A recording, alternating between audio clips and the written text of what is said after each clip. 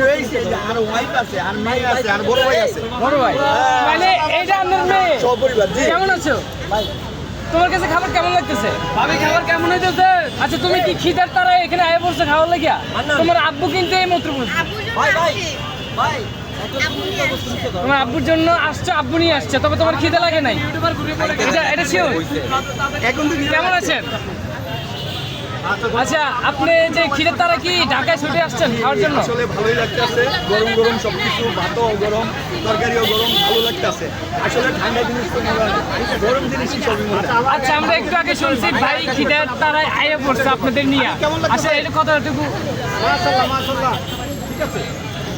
আসলে এটা কত যুক্তি সম্বন্ধে একটু কথা বলবেন যে আসলে খিদের তারা কেন এসেছেন? আসলে যদি এখানে কেউ খিদার তারা আসে না, ঠিক আছে, সবাই আসে দেখতে, কেউ আসে ভাইরাল হওয়ার জন্য, এই আর কি, আর কিছু না।